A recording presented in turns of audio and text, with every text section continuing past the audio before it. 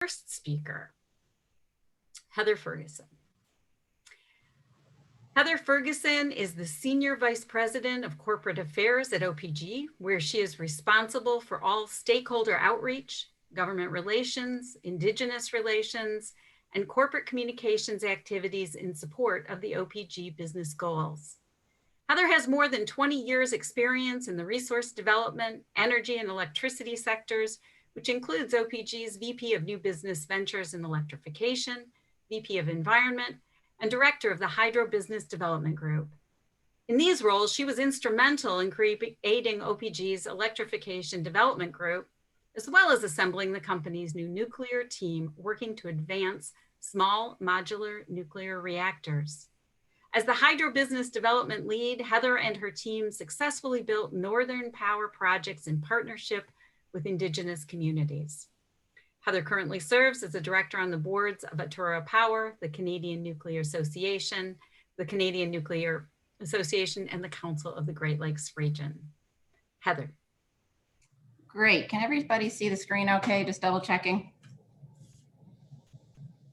Yep. Okay. So as Mark has pointed out, and I think you will all agree, this is a really unique and really incredibly interesting time to be having this conversation. So as we sit here, we face, I guess you could say, maybe a couple of crises, and not to sound too dire or too negative, but the climate change imperative or crisis before us, and really understanding the role the clean energy transition can play in the climate change piece and in the solutions to the climate change situation. But also, I mean, everybody around the world is grappling with COVID-19, the situation with that virus. I think everybody is looking forward to a point in time where the vaccination has brought us back to some semblance of a new normal, but even the point at which we find ourselves there, unquestionably the need for vast economic recovery will be part of that. And I guess the really amazing thing is that this clean energy transition can be a huge part of the economic recovery piece that will need to come. Energy and the industry itself has long been an economic driver, jobs, investment, GDP growth, and now more than ever, I think we're seeing incredible things on the innovation front that will really feed into that economic recovery. So very timely, and I understand from my folks who text me constantly that some things have even come out today around this front, and I think will be part of the conversation now. So really pleased to share with you, as part of that conversation, OPG's climate change plan. This was launched quite recently, I guess a little over a couple of months ago, late last year, after the better part of what I would say was a very challenging year under development. And, a lot of really tough discussions were part of this conversation when we were thinking about, as a company, what did we stand for around climate change? We have a long history around climate change mitigation, I guess you could say, and I'll speak to that a little bit in a few minutes. But, a company with a very clean portfolio and a long history on climate change, but really felt it was incredibly important for so many reasons to really set that next set of milestones and that set of deliverables that we could bring forward in the climate change space. So really pleased to share this and engage in a dialogue a bit about our journey to get to where we are and what this means for OPG as a company, for Ontario, but for more importantly for the Great Lakes region. So happy to be here, and I will get going. So just for those of you less familiar with OPG, Ontario Power Generation, OPG, we're one of the most diverse generating companies in North America. So we have roughly about 19,000 megawatts of generating capacity. The next slide I'll show you will be a map, and it'll sort of speak to our generation fleet, and you'll get a better perspective of what's it's comprised of. We're owned 100% by the province of Ontario, roughly $60 billion worth of assets. And we employ, we've got about 9,000 direct employees, but I think if you look further down the supply chain and look across the fleet at our various projects, we would easily employ more than 10,000 and upwards of that. So a pretty big employer in the region. So here is a map which sort of illustrates in a somewhat skewed fashion The US looking slightly larger than our Canadian and Ontario contingent, but it illustrates our generation fleet. So our Ontario fleet, largely comprised of nuclear and hydro assets, roughly 7,000 megawatts within each. We also have 2 thermal stations, one being a biomass facility and one a dual fueled oil and gas facility in Eastern Ontario. We also have a fleet of gas assets in Ontario under a subsidiary called Atura. And then as we look south of the border, we also have a US subsidiary called Eagle Creek, 86 facilities, roughly 640 megawatts. So a pretty diverse generating fleet when you look at things.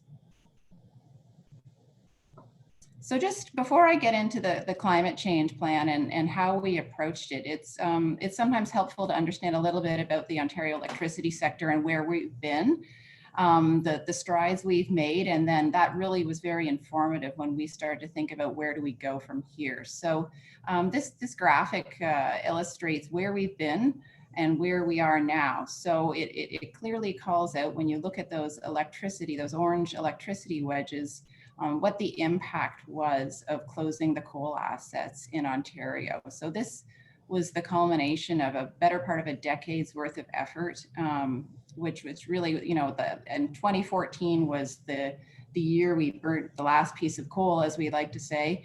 And that culminated in 9,000 megawatts of coal being taken off the electricity system in Ontario. So when you look at where we sit now, 2018 data, but still indicative of where we are now, you see quite clearly how shrunken the electricity sector is in terms of emissions, which is a huge testament to the coal closure piece. But it also calls out quite clearly where should you be focusing your effort if you want to clean up greenhouse gas emissions and work on climate change. It calls out quite clearly that the transportation sector is the next piece of low-hanging fruit and where we should focus our efforts. And I'll speak to that a little bit when we get to the climate change plan.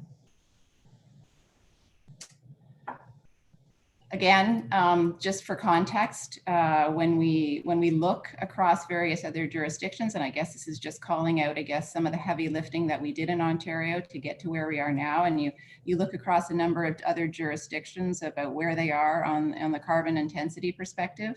Ontario on the far left there, sitting quite well. And I think it would be fair to say that the reason we've been able to get to where we are in Ontario, that's largely attributable to our nuclear and our hydro fleet. That is really is the bench strength and the backbone of our system. And I think as you look across to the right, if you look at Canada as a country, its position, a lot of backing there from the hydro fleet.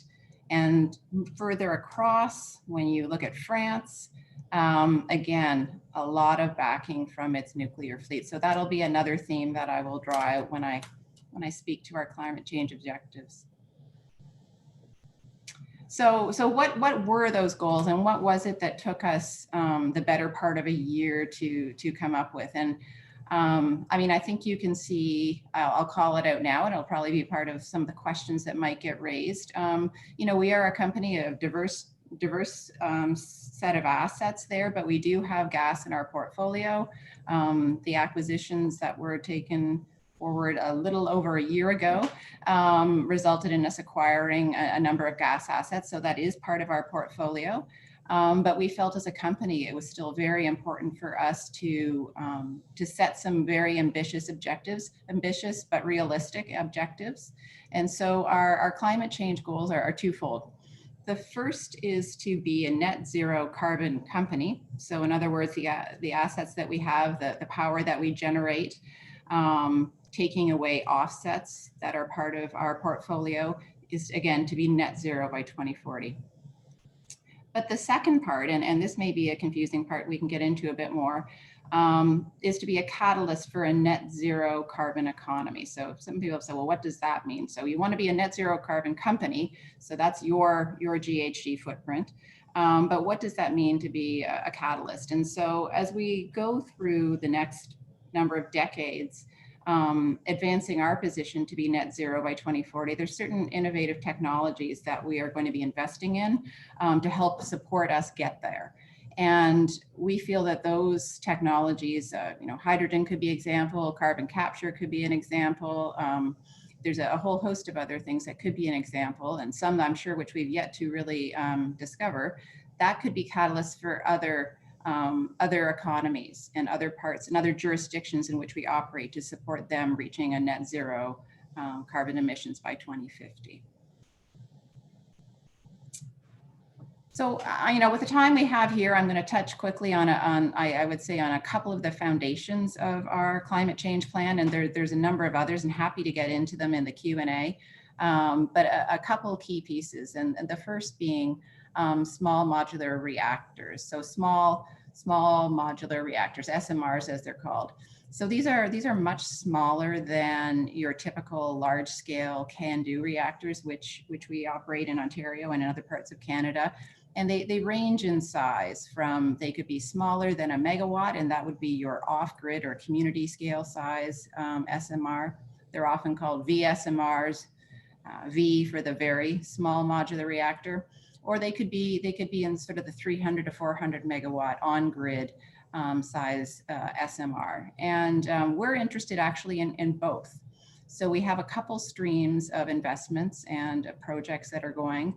The first one shown there is some work we are doing at Canadian National Laboratories to site a commercial demonstration of a very small modular reactor, a 5 megawatt, very small modular reactor that we're working in partnership with Global First Power and Ultra-Safe Nuclear Corporation. So that would be an example of this type of an SMR that would be an ideal candidate for a remote community, for an industrial application, for the mining sector and other industrial applications. So that would be on the smaller size of things. But we're also advancing work and planning work around siting a grid scale SMR, roughly 300 to 400 megawatts at our Darlington facility. And we're working with a number of different technology developers at that. We've not selected a technology yet. We would hope to do so in the coming year to 18 months. We are not there yet, but we are fortunate to have a site that is a host site with an approved EA and a license for preparation of that site. So those are the two pieces of small modular reactors. And I guess, before I move on, probably should have said this at the onset, is that there's been a lot of consideration of nuclear in recent years, and I guess most specifically in the last 6 months or so.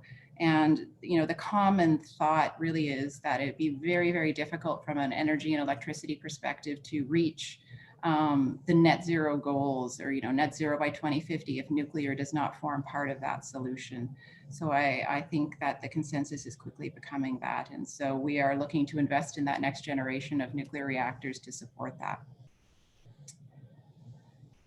And the next piece I wanted to highlight, and I sort of spoke a little bit about this at the onset, around electrification of transportation. So, when you looked at that visual of where are the emissions coming from in Ontario now, and how can the electricity sector that we've spent, put such a concerted effort into, I guess, cleaning up, how can we use that clean electricity that we have in our grid in Ontario, we're fortunate to have, to power transportation, because that's really the next piece of the wedge to be tackled. So OPG has established a group that's focused at looking at the different opportunities that exist. And we've made a number of different investments. I guess the one that's highlighted here in the visual is the IV charging network. So we've partnered with Hydro One, the main transmission company in Ontario, and we've invested in a fast charging network. So this would be the type of a charger that you would drive up to when you needed a charge, and you could get a charge in sort of a 20-minute time frame. So fast chargers. And I think probably everyone could agree that in order to support electrification of transportation and EV adoption across the province, you really need to have available a charging network, a reliable, appropriate placed charging network. So we have been working closely with Hydro One, and Enercan has provided funding as well to establish this charging network. And I think by the end of 21, I believe we'll have 160 chargers at 70 different sites. And actually, I know there to be more coming. So that's a big piece of what we're working on, but also when you just think about vehicles that are on the road currently emitting, mass transit. So we've spent a fair bit of time working with transit agencies. The largest transit agency in the Toronto area, we have spent a lot of time working with them, trying to understand how we can electrify their bus fleet and what OPG can bring to the table in terms of a service offering to support that. So those are just a couple of examples quickly. And I think, one of the most important things when we think about the electricity system in Ontario, and it may be unique to other jurisdictions, but in Ontario, as I spoke to earlier, we spent a lot of time, a lot of energy, and a lot of resources building up a very clean electricity system in Ontario, which is a huge piece of fixed cost, the way our market is structured. And so the benefit of electrification of transportation is that it adds more users onto the system. And in doing that, it helps drive down rates in Ontario, which is something that the province and ratepayers of Ontario are very interested in. So that's almost like an added benefit beyond just the GHG benefit offered by electrification. And so, I don't have time right now to get into all the other aspects of the climate change plan, but I would say there are a number of other pieces associated with it. We look closely at our hydro portfolio and how we can be redeveloping and refurbishing those assets over time. We also have nature-based solutions, biodiversity, and carbon offsets are going to play prominently, I think, in the plan over time. And a whole host of other things that we're looking at. So happy to get into that a bit more when we get into the Q&A. And with that, I will hand it back over to you, Laura. Thank you so much, Heather. I really, really appreciate that. And I do note that you have that on your slide there, and I will also make sure that everybody gets a link to that as a follow-up, and we'll also put that on our site as well.